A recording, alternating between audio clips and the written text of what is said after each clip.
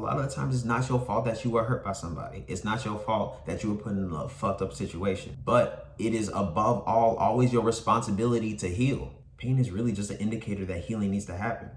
And once you start that healing process, you can just loosen up your grip on that pain. What's good, y'all? Elvis here. This video is gonna be different. It's not a usual topic. We talking about some real shit. Like, this is something that's on my heart. I don't know who specifically needs to hear it, but let that shit go. Through this life, people are not gonna have our best interests at heart because they have their best interests at heart, as they should. So there's gonna be a bunch of situations where they have the option to do what's best for them or do what's best for you. And most of the time, those are different decisions. And your love for somebody can only go so far. We're humans. We don't love unconditionally, unless that's like your mom. But even so, not everybody mom loves unconditionally. And even your parents have a decision to do what's best for you or do what's best for them. And they don't always have the incentive to do what's best for you. They're their own person. Before you existed, they had their life. They were set in their ways, living their life, doing whatever they do. And they're always gonna be a person outside of you.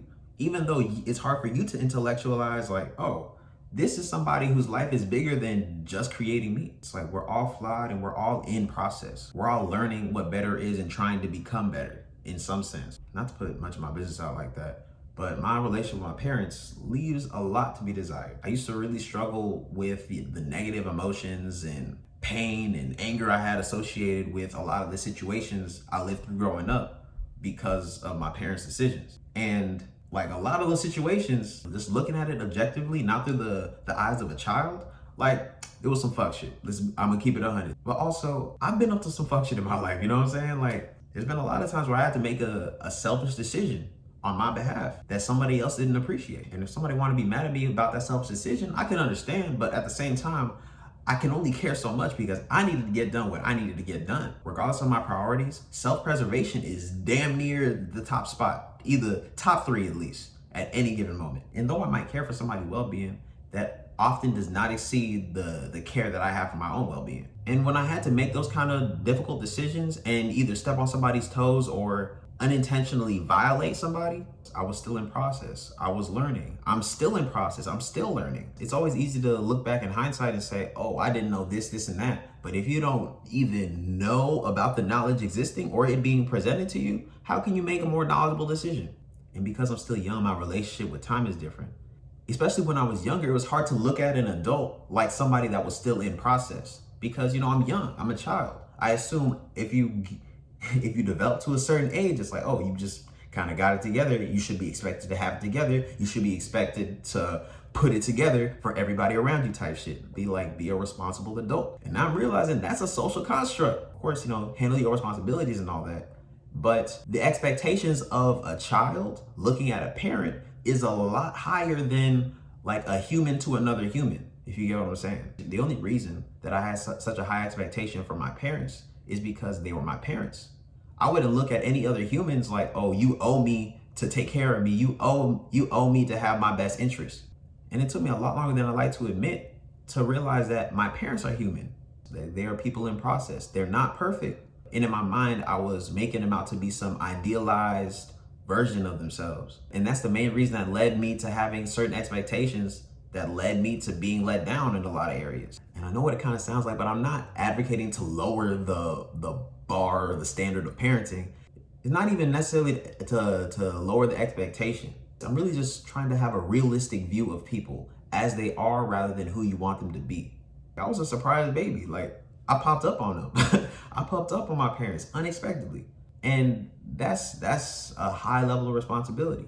And even though I feel like, oh, the ball is dropped in some places, why do I expect the ball to never be dropped? Why did I expect my parents to be greater than human? Like, I have never met anybody greater than human. So I ended up on a detour talking about my shit. But the main point of this video was let that shit go. A lot of the times it's not your fault that you were hurt by somebody. It's not your fault that you were put in a fucked up situation. But it is above all always your responsibility to heal. You're the main one that has to deal with those consequences. And I think that if you're a parent, if you're someone that's providing for somebody, you have a dependent, it's in your best interest to heal your own wounds. Some of the most significant memories I have from my parents were like periods of disillusionment I had, where, you know, I look at my parents and I love them and all that, but it's like the realization hit, like they are just them. Like not trying to down anybody for being them, but I mean, You only know what you know. You are only capable of being what you're capable of doing. And the same thing applies to me now. The same thing applies to every human now. I didn't want to mention it, but it's relevant, and not talking about doesn't change the past. But when it was right before my 12th birthday, my dad left. It'd have been one thing if he was like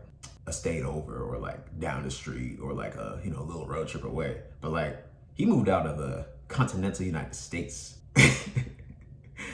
And that was a big thing for me.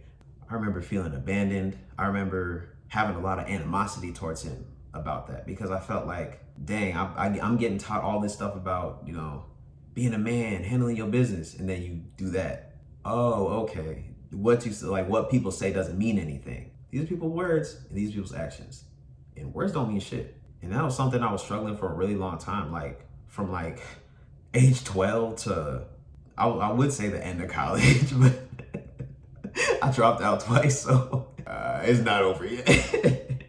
After my dad moved, you know, I had a few uncles and, you know, masculine role models in my life, just kind of want to pop in like, oh, you know, he needs some guidance. But if I'm being 100% honest, like, it was kind of like a revolving door of disappointing male role models. Just kind of deepened the wound, if I'm being real. Because I got into a place where I was actively seeking masculinity. Like, I didn't even realize that in college. I was looking for mentorship. I was looking for big homie shit, you know what I mean? Looking for guidance, because that wasn't something I had growing up. I didn't have any real structure growing up. And I was in college, I was doing everything I needed to do, but it wasn't because I was taught that. It was because I knew what I needed to do to survive, and I always just did that. That kind of just had me lost for a while. But then I was also very ignorant of the situation, because I didn't realize that at the time when I was young, but there was a lot of factors behind the scenes that I wasn't aware of. I didn't realize that there was a specific narrative being fed to me through like my mother. Like, I didn't realize that my dad leaving was the best thing for him and for us. I was just in a situation where I was a victim of circumstances. I don't even like the word victim, because I don't believe in being a victim for shit. Bad shit, unfortunate shit just happened. That's a different conversation. Even though my parents had their own problems, you know, I was affected by that. And even though it's not my fault, it left a wound, and that's my responsibility to heal. Even outside of the realm of like romantic connections, anybody that I interact with on an intimate level, they're going to interact with the results of my wound, the results of my healing. If I haven't done any healing, I'm just going to leak trauma into their life. Pain is really just an indicator that healing needs to happen. And once you start that healing process, you can just loosen up your grip on that pain. And, you know, the situation with my parents affected me in very specific ways. Like, I don't know if y'all know anything about attachment style. Kind of set me up to have a dismissive, avoidant attachment style. But just to sum it up, I'm a very distant person. And some would say toxic. I've been working on old attachment wounds. I've been working on understanding myself on a deeper level. And all these things have benefited my relationships with people, with myself, all of that. But the funny thing is, like, the more work I do, the more I realize that there's so much I don't know and stuff that keeps becoming uncovered. And here I might have solved this little problem, but then I unearthed this whole other problem that's been in play for like the last few years as well.